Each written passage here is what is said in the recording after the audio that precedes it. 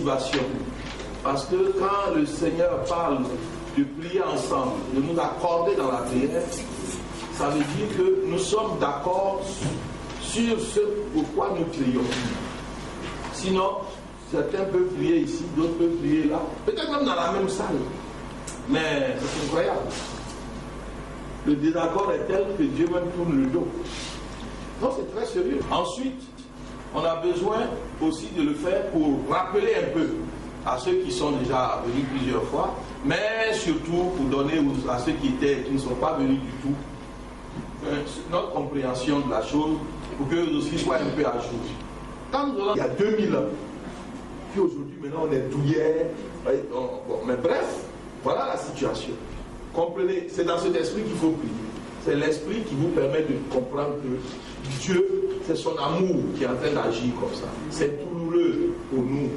À plus forte raison pour nos frères du Libéria, de la Guinée, n'est-ce pas, de la Sierra Leone, de RDC.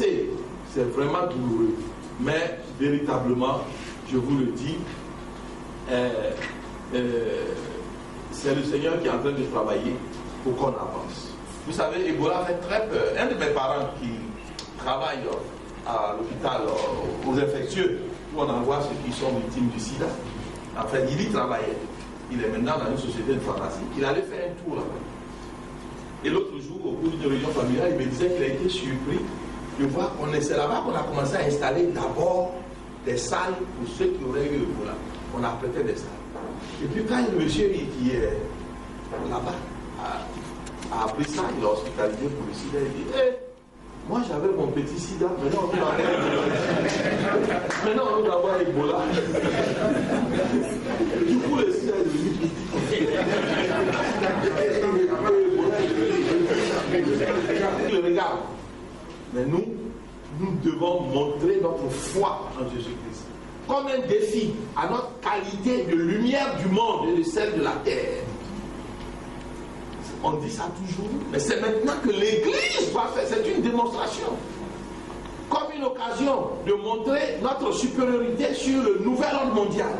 Parce qu'eux, ils sont là avec l'OMS, ils disent qu'il y aura 20 000 morts, ils disent que c'est dans 9 mois, et il doit en rester 6 ou 5 encore à souffrir.